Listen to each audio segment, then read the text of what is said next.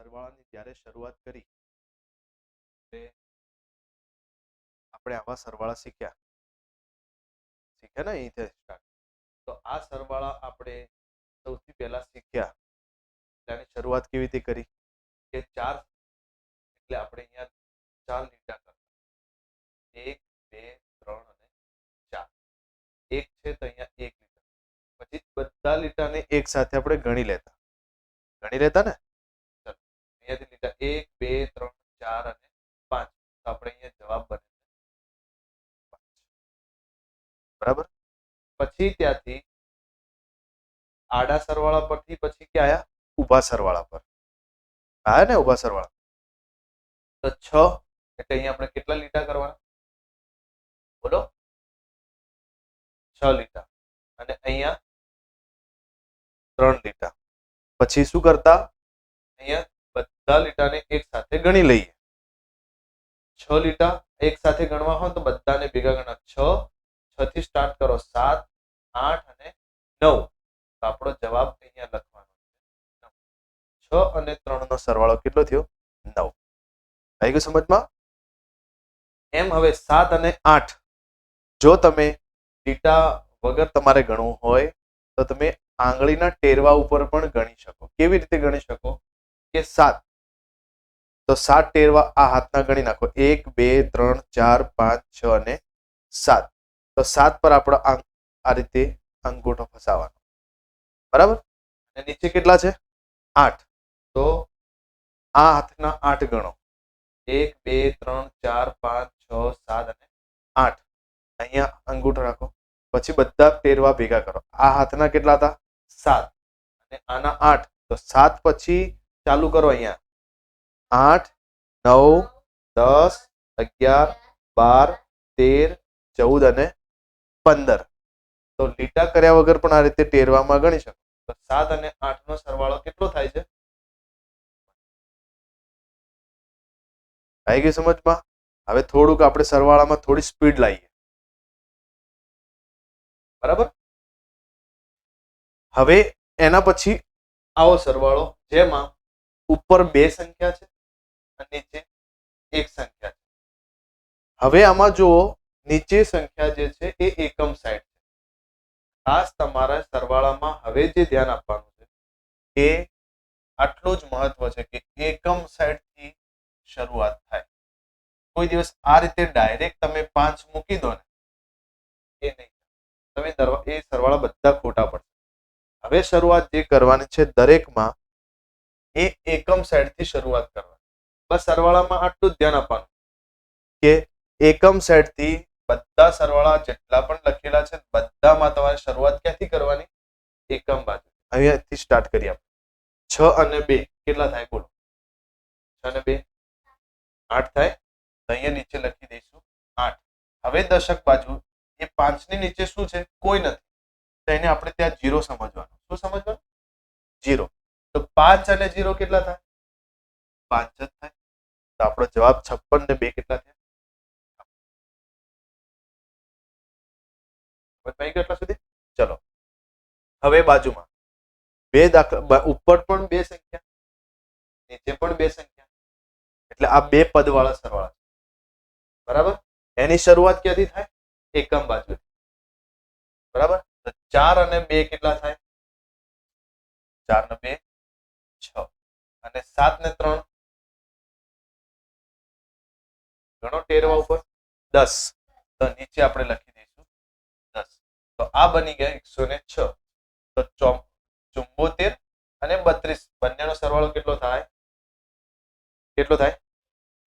106. Very good. હવે 2 પદ વાળો સરવાળો સમજી ગયા. હવે આયા ક્યાં 3 પદમાં જો આના જેવો જ આ સરવાળો છે પણ આમાં શું અલગ પડશે આપણે આગળથી શીખતા નીચે આવશું. ધ્યાન શું રાખવાનું સરવાળામાં કે જો તમે કોઈ દિવસ અહીંયાથી ગણી નાખ્યું 7 ને 3 10 અને 10 ને 1 મૂકીને અહીંયા શૂન્ય મૂકી દીધું તો ભૂલ થઈ જશે. ખબર ખાલી એટલી જ રાખવાની છે તમારે કે ગણતરી વખતે એકમ બાજુથી ગણવાનું છે. ઓકે, કોઈ દિવસ સરવાળામાં ભૂલ નહીં આવે. પરફેક્ટ. ચલો અહીંયાથી આપણે સ્ટાર્ટ કરીએ છીએ. 8 ના 2 કેટલા થાય? 10. હવે જો એકમ બાજુથી ગણ્યું અને બે સંખ્યાઓ આવવાની સ્ટાર્ટ થઈ. બરાબર, તો 8 ને 2 10. તો હું અહીંયા 10 લખી દઉં તો અહીંયા દાખલો ખોટો પડશે. શું પડશે? ખોટો પડશે. કારણ કે હજુ બાજુમાં સંખ્યાઓ ગણવાની બાકી છે. હજુ બાજુમાં સંખ્યાઓ ગણવાની બાકી છે.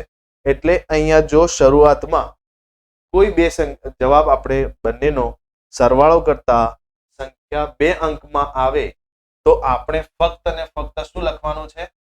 એકમ એકલો. બે સંખ્યાનો એકમ એકલો લખવાનો છે, એટલે કે શૂન્ય લખીશું. અને જે દશક આવે છે એને બાજુની સંખ્યામાં ઉપર વધી આપીશું. સમજમાં આવી ગયું ને ભાઈ?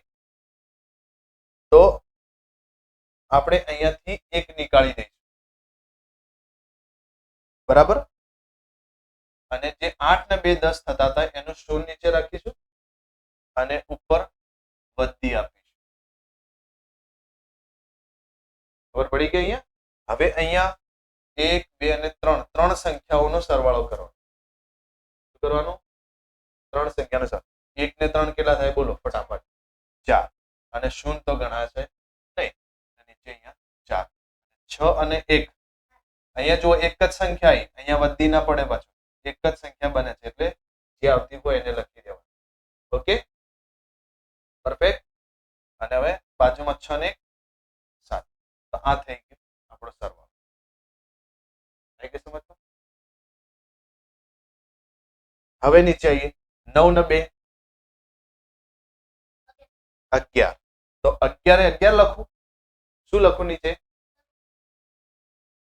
9 ને 2 11 માં 11 નો એકમ લખીશું અને એનો દશક એને વધીમાં લખીશું. બરાબર. હવે નીચે આને કોઈ સંખ્યા છે નથી તો અહીંયા આપણે શૂન્ય સમજીએ. અને 1 અને 8 નો સરવાળો કેટલો થાય? 9. અહીંયા લખી દઈશું.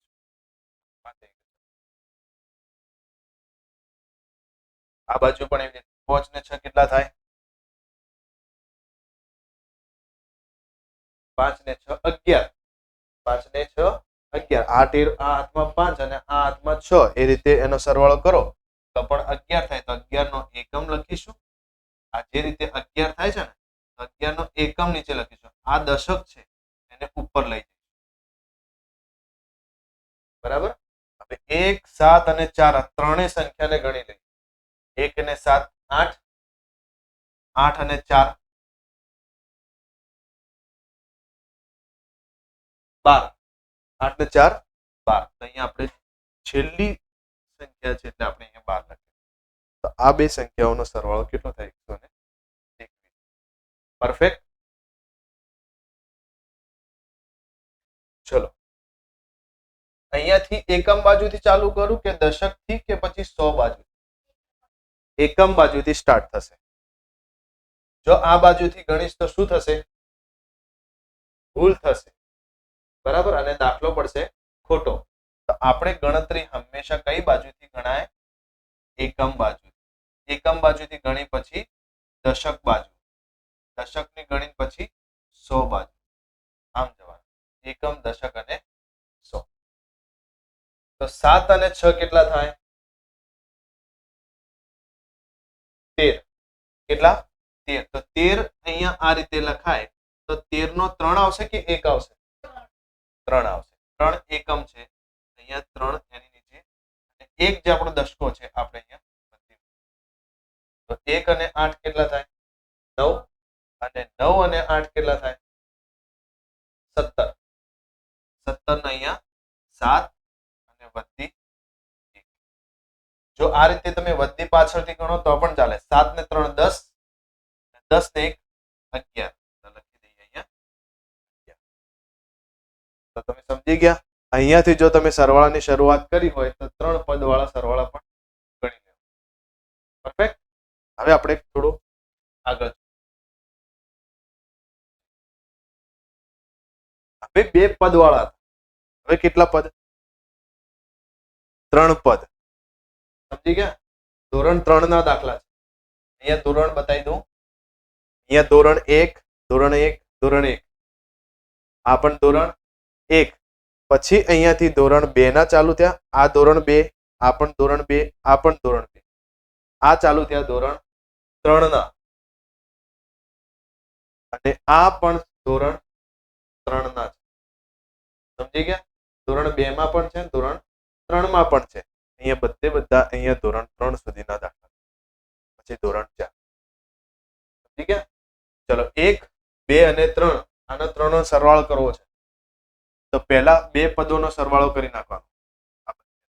1 ના 2 કેટલા થાય? 3. આપણે એક બાજુ 3 લખીએ અને 3 માં બીજા 3 ઉમેરીએ તો 3 માં 3 ઉમેરીએ એટલે કેટલા થાય? 6. આ બેનો સરવાળો 3 અને 3 એટલે 6. આપણો જવાબ કેટલો થઈ ગયો? 6. હવે આમાં આ બાજુ પણ એકમ દશક જોવાનો. એકમ અને દશક કઈ બાજુથી ગણું?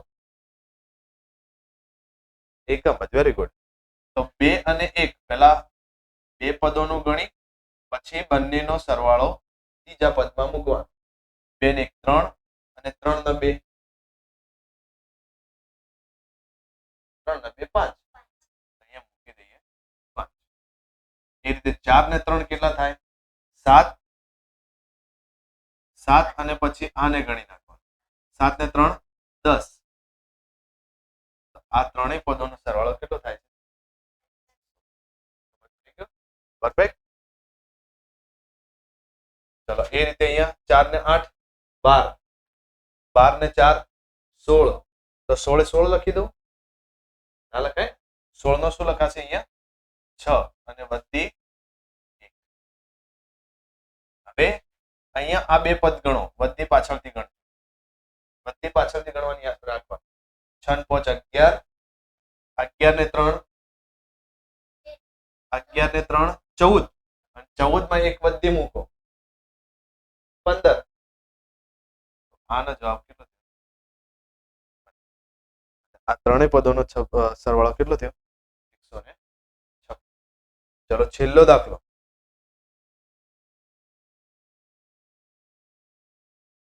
ત્રણેય પદોનો સરવાળો કરવા માટે પહેલા બે પદ ગણી નાખો. 8 ને 6 14. 14 માં 3 મૂકીએ તો 17. 17 નો 7 વધી પડી 1. હવે 2 અને 4 કેટલા થાય? 6. 6 ને 8 14. અને 14 માં એક વધી ગણો 15. તો 15 નો 5 વધી પડે 1. બતાવી ગયું? આ 15 લખાય તો 15 15 ના લખતા 5 નો એકમ જ મૂકવાનો અને દશક વધીમાં. હવે છેલ્લી સંખ્યા છે. હવે કોઈ સંખ્યા છે નહીં. તો અહીંયા જે પણ સરવાળો થશે એ બધો સરવાળો નીચે લખાશે. આવી ગયું સમજમાં? તો ચલો 1 ને 3 4. 1 ને 3 4. 4 ને 7 4 ને 7 10 થાય? 10 ના થાય. 1 ને 3 4 અને 4 ને 7 11. 11 માં એક વધી મૂકો 12. અહીંયા લખી દઈએ 12. અહીંયા બધો જે પણ સરવાળો થાય બધું લખે. તો આ ત્રણ પદોનો સરવાળો થાય 1270. તો આ હતા સરવાળા, જ્યાં આપણે એક પદથી ચાલુ કરી 3 પદના સરવાળા સુધી આપણે આજના વિડીયોમાં જોઈ લીધું. જો તમારે કોઈ ભૂલ પડે તો ફરીવાર તમારે રિપીટ કરીને જોઈ લેવા.